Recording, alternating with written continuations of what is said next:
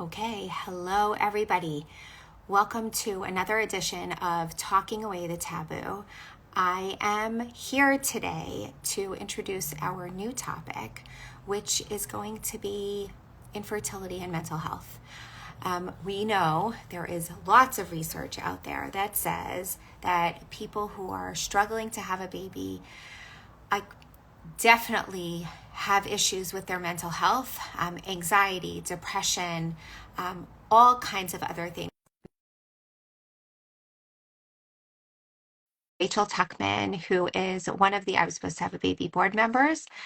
I'll grab her, just make sure she's here. She is here. And we're going to be, hi, Rachel. Hi. And so we're going to be talking about like what do you need? What do people need as they're going through their fertility challenges? When do you know that things have just gotten too much and you need outside support? What kind of support does that look like? And all of that. So I'm actually going to stop talking and really hand it over to Rachel, and we'll have this conversation about it. But I think, Rachel, you have a vast experience personally and professionally with fertility challenges. And I guess my first question to you is, like, how do people know when it's too much? Like, this is a lot. Like, we all know we have hopes and dreams about the way we think our life is going to look. And the very essence of this journey is that things don't turn out the way we planned. And so, like, just give me some thoughts, give some thoughts to people as they're walking through this and sort of just entering into it. How do they know they need extra support? I think honestly, I don't think that people have to wait until there's like this need for intervention, right? When it's like, oh my God, my marriage is falling apart and I hate everyone and I don't want to go anywhere and I'm crying all the time.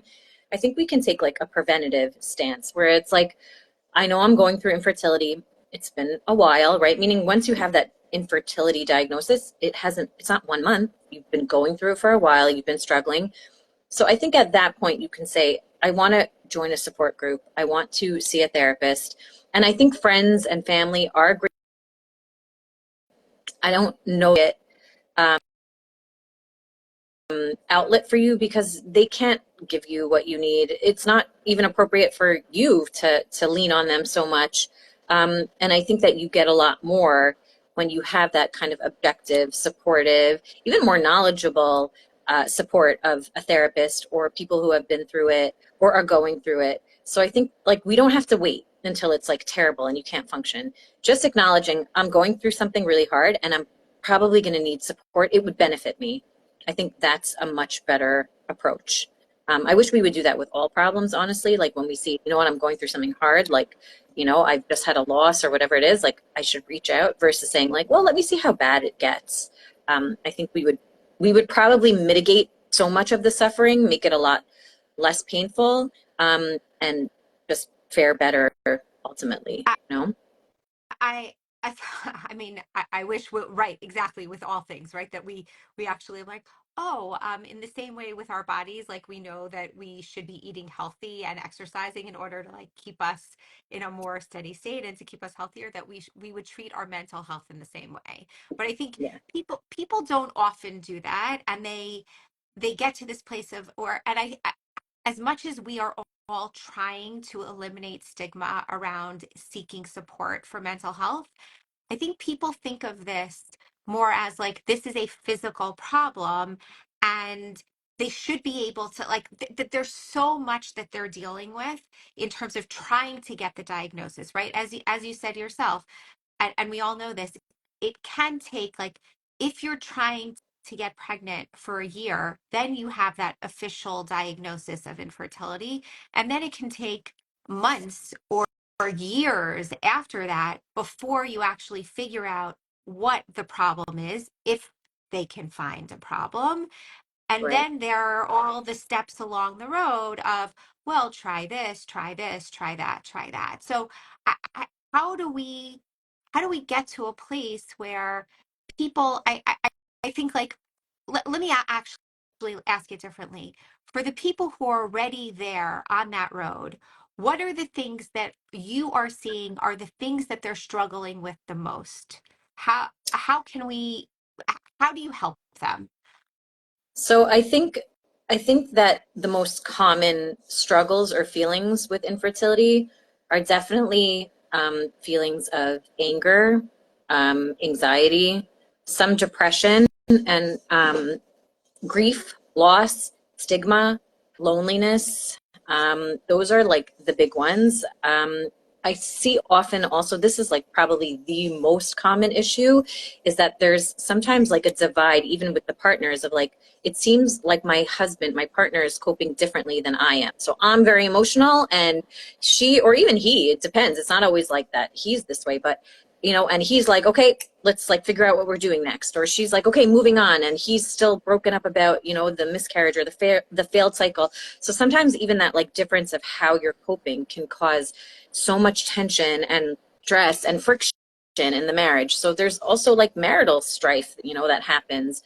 Also just issues in general, even like with, physical intimacy or just talking about this in general, like it's too painful, anger at family members who have children or are pregnant, so many different feelings. So a lot of what I focus on in my work with someone who's struggling with any of these feelings is, and it's so cliche, but it's like allowing those feelings. Because I think what people tend to do is they want to shove it away. It's not nice to be jealous of my sister-in-law who's pregnant. Like, it's just not a nice thing. Like, why am I like that? Why am I not happy for my friend? Like, why do I not want, why do I have a feeling she's pregnant, but I don't want to know she's pregnant? So there's so much shame and trying to like push down feelings, suppress them, repress them. And a lot of the work that I do here is like, just let that feeling come so that you can let it go. The more we allow ourselves to have feelings, the better we are able to get through them. And I actually just saw a post by, who is it? I forget, Susan David. She's a therapist and she has written many, many books. And she actually just had a post today that was saying how the more we tell ourselves not to have a feeling, the worse it is. And that if we just allow ourselves the feeling, just notice it. Again, it doesn't mean you have to be rageful or write like a hate note to your sister-in-law, like, I hate your pregnancy. It just means notice how you're feeling. And that way you're able to move through it.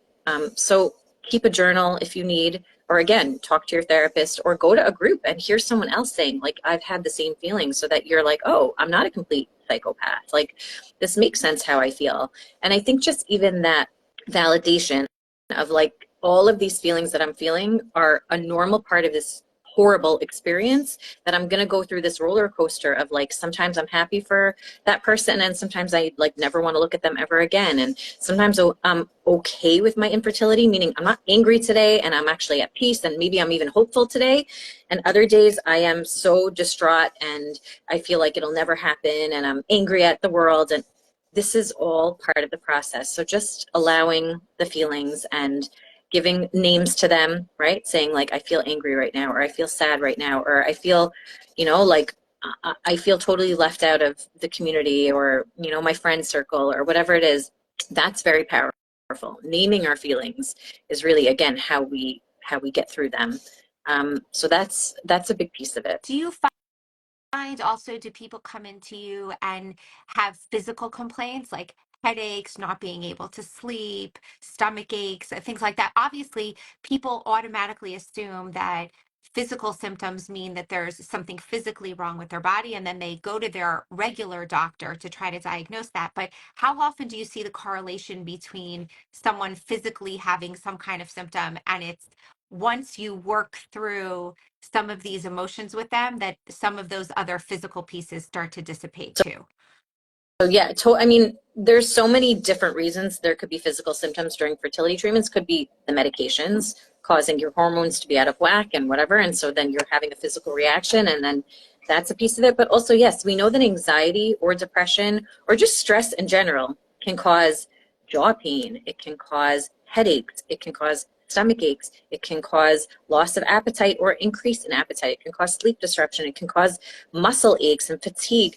And again, a lot of this stuff sometimes will like, chalk it up to like, oh, I'm not eating properly or I'm not sleeping properly or, whatever. But a lot of the times it is stress. And so that's why I think also when we're going through these things, like we need to, again, self-care, like that cute little self-care line that everyone's like, oh, I don't have time for a manicure or a massage. I don't mean that. I mean, again, talking to someone, reading articles online about dealing with, infertility, going to a support group, reading content online from I was supposed to have a baby, where you can be like, oh my God, yes, I'm normal. Like, such a relief to see how I'm feeling put into words, like that someone's expressing an anger that I felt guilty for expressing. And like here they're saying it, and it makes me feel like, okay, like I'm allowed to have this.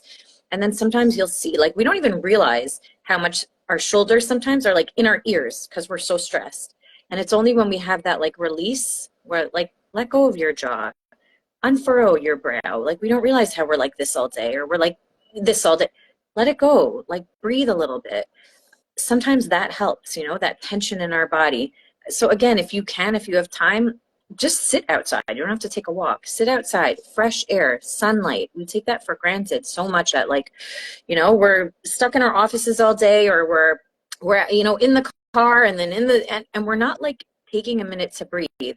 So taking a minute to just be in the sunlight. And again, it doesn't have to be 70 degrees and sunny. It could be 35 degrees and gray, but you're still outside in natural light, and you're getting fresh air, and you're taking a walk. Again, it doesn't have to be a whole nature walk on a hike. You're walking around the block. You're walking to, 10 minutes, whatever it is, just moving your body and taking care of yourself. And again, I think that helps release so much of the stress that we hold in our body, the stomach aches, again, the loss of appetite, or the increase in appetite, or the not enjoying things you used to do.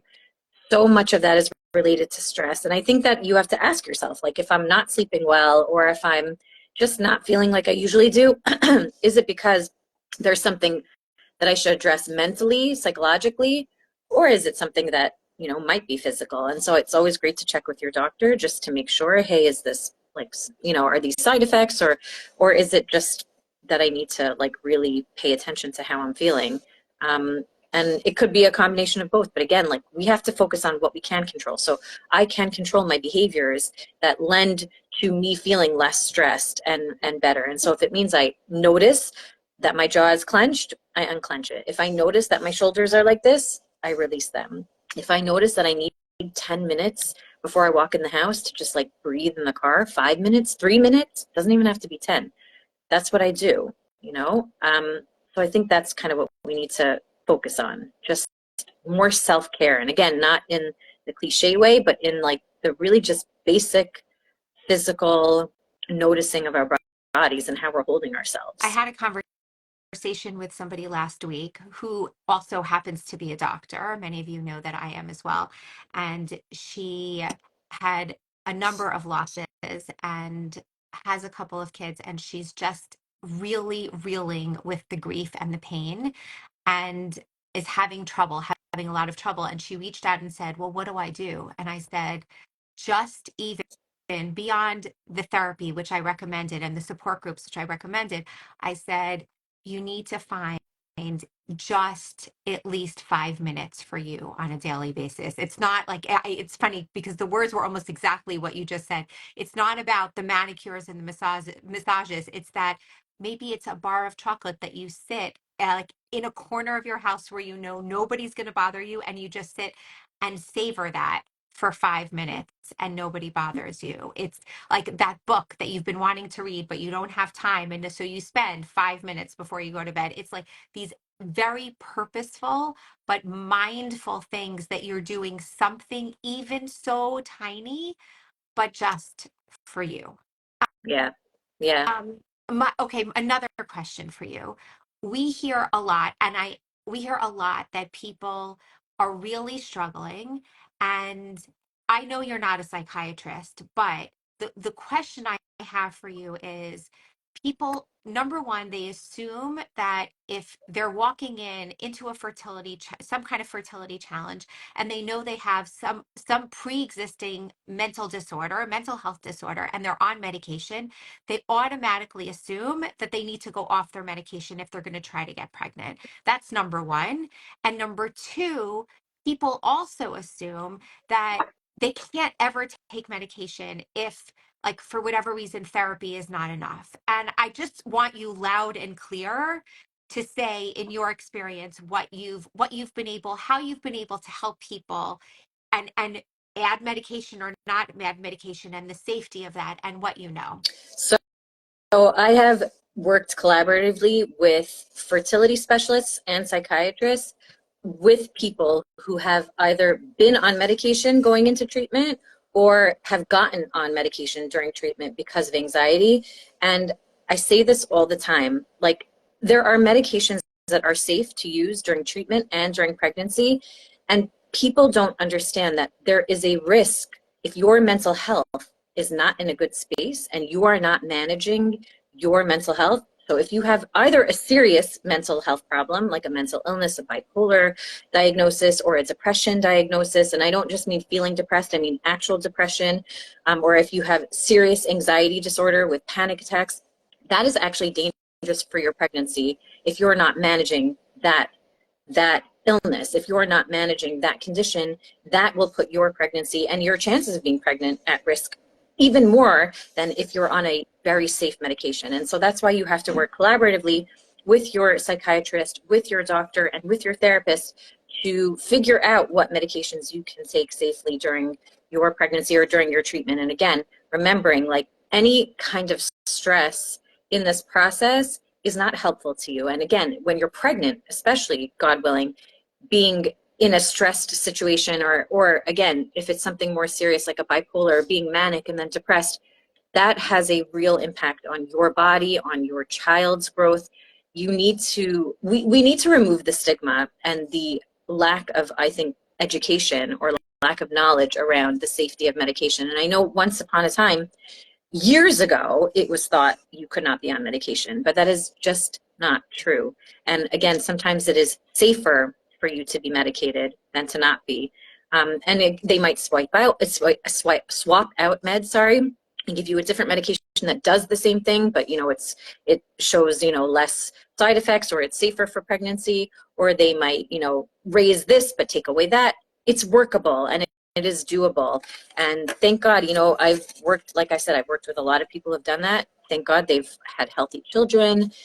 They are healthy people. It has made the pregnancy so much easier. And by the way, when I've spoken about this on my page, even, like, where I get this question a bunch from people, and every time I'll get a message from someone that says, like, when I was going through treatment, I was having massive anxiety attacks, or I was super depressed and I got on medication and it changed my whole life. And thankfully I had a healthy pregnancy, and, like, I don't regret it for a minute. Or for my whole life I was so scared of medication, but it came to a point where, like, I couldn't not be on it anymore. I couldn't not take it, and then I finally did, and my life changed. And again, that's where I'm saying, where I started, where I was saying, we don't want this to be like an intervention, like preventative. If you're feeling like you're anxious, or you have some kind of mental health issue or whatever, be proactive. Don't be your own doctor and decide, like, oh, I read some article that said that you're not allowed to take whatever during pregnancy. Please speak to your doctor. Please speak to your psychiatrist. Don't decide yourself. Figure it out. And again, if you're planning on getting pregnant or whatever it is, you can make these changes before, again, even during. It is safe. And we need to be talking about this more, and I think making people more aware of it, because it's still shocking to me that people don't know this. But I think also, I guess, maybe there needs to be more discussion in doctors' offices, even, about, like, hey, if you're thinking about getting pregnant and you're on a medication, like, just know we can make this work, or if you're coming for treatment now and you're on something, don't get off of it. I know people have, like, gotten off of it without telling their doctors, and that's been a disaster. So just don't play psychiatrist with yourself. Trust that there are safe medications. Please take care of your mental health, and medication is very much a part of them. Absolutely. And just as a personal story, many of you know this already, but for those of you who don't, and I always like to share it because I think it's important for anyone out there, that just to really elucidate the point.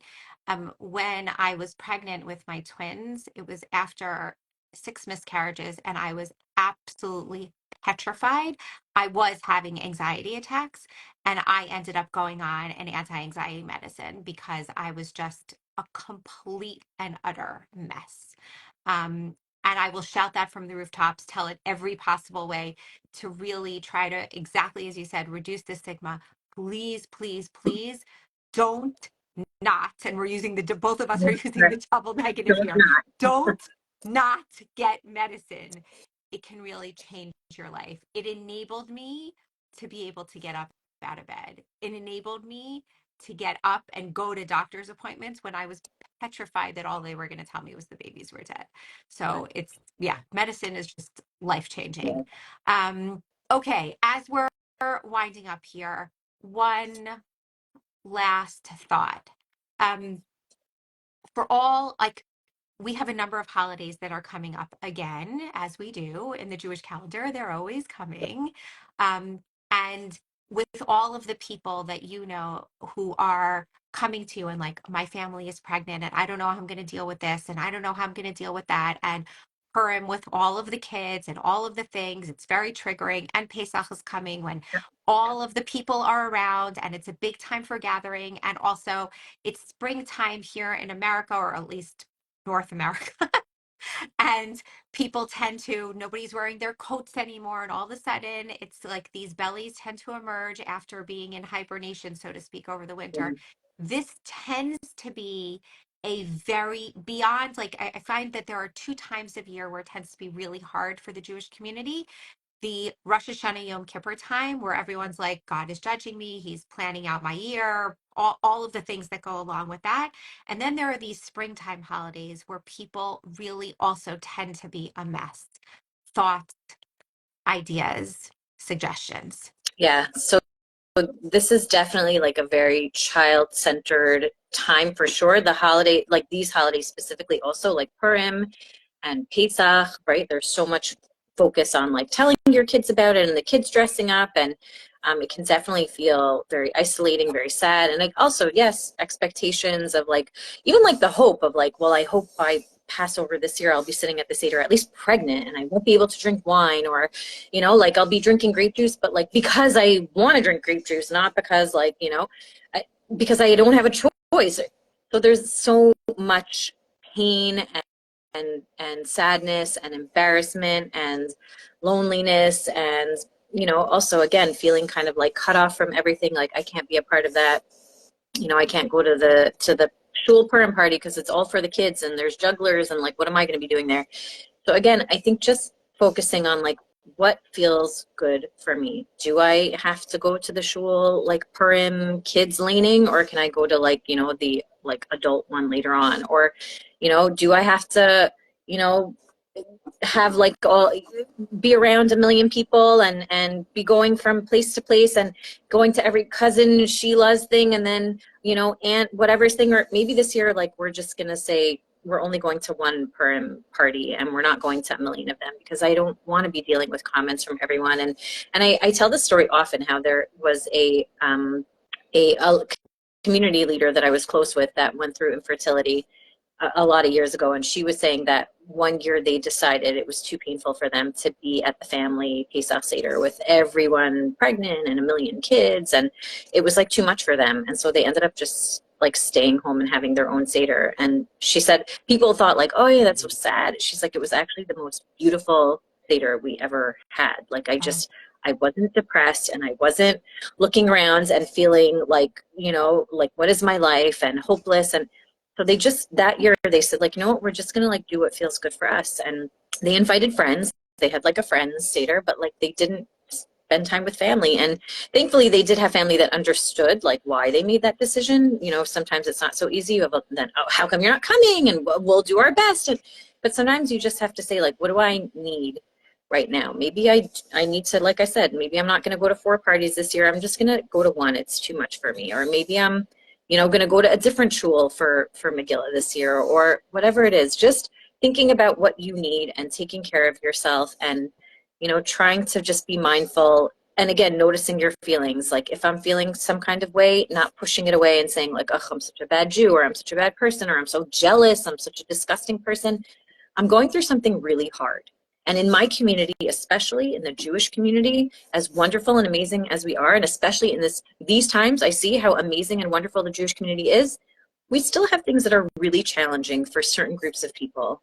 And so, wow, the Jewish people is amazing. And in this area, I still feel very isolated and alone. And that's okay. I'm allowed to feel that way. It doesn't take away from the beauty of my shul and my community. but it highlights for me how I'm feeling, and that's okay, you know? Again, I think just validating our experiences, noticing how we're feeling, and just taking steps, whatever those steps are, to make it a little less painful. You know, we can't take away the pain completely, but just to make it a little bit more manageable. I love that. I love that. Rachel, Thank thank you so you. much. Thank you. Your words are always spot on and really get to the heart of what people are feeling and thinking. And I hope all of you out there, as we start off this series on mental health, listen to Rachel's words.